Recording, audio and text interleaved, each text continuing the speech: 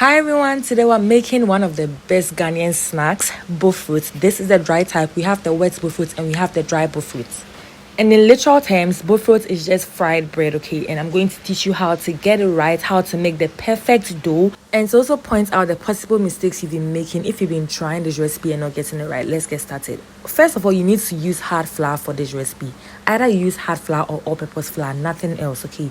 Now I'm going to add in some sugar, then I'm going to add in some yeast. You can decide to activate the yeast, but if you're using instant yeast, no need to do that, okay? Now I'm going to add the remaining ingredient, that's the salt, nutmeg, some baking powder, and then give this a good mix. First of all, you need to make sure you mix the dry ingredients before you put the wet ingredients in there, okay?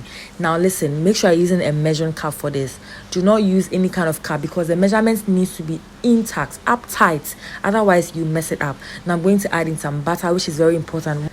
Then add in 1 egg, which is actually optional, and then add in any essence of your choice. I'm using pineapple essence. You can use vanilla or any other essence. Now I'm going to add in water. You can decide to use milk if you like, but there should be some water content there. And I'm using 1 1/4 cup of water. Do not pour more than that because you need to make the perfect dough. Now this is a very important part of this recipe, the kneading process. After you mix this, you need to mix it very well. If you don't want to go through all the stress, then you can just use your stand mixer, which will take about 15 minutes to get your dough right and stretchy, okay? But if you're using your hand, then you need to knead this dough for 45 minutes to 1 hour to be able to get it stretchy. You may not get it as smooth as it should be, but you get it stretchy, which is very important for the recipe. So you're going to hand knead this for 45 minutes. If you don't want to go through that stress, then you can hand knead for 30 minutes and then use a hand whisk, if you have a hand whisk, to whisk it for 15 minutes. So you get 45 minutes of kneading, okay? And so I use my hand to knead this for about 35 to 40 minutes, and then I actually use a whisk to whisk it to get it very smooth a bit. And so if you're not using the whisk, then you have to use your hand to knead it for 45 to 1 hour straight up, no rest.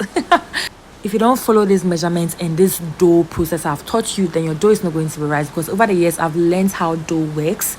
Doughs become stretchy from the kneading process, and so if you don't knead it well, it's not going to be stretchy. When you break the bread, or you bite the bread, or you bite the Bofrot, or you break the Bofrot, it's going to be a little bit breaky instead of stretchy like it should be. Now after 45 to 1 hour of kneading this dough, I'm going to cut it into shapes, okay? And if you use the stand mixer, you're going to get it very smooth.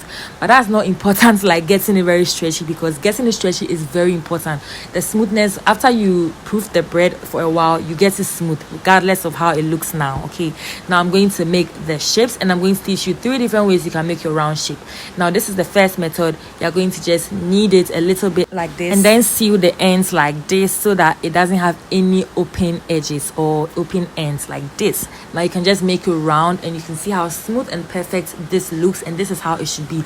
Or you can do it like this, knead it a little bit, and then you can roll it at the side and then cut the ends from it like this.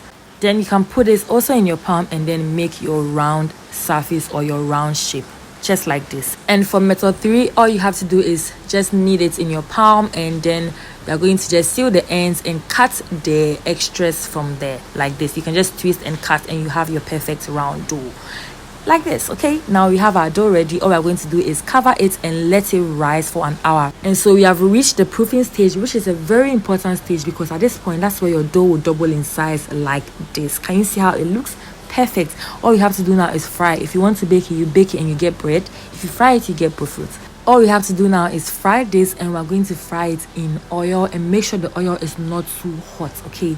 The oil must not be hot at all, because if the oil is too hot, it's going to cook the outer part and the inside part will not look cooked, and that's not what you want. All your efforts will be wasted, because getting this dough perfect is going to take some time. So do not waste that effort.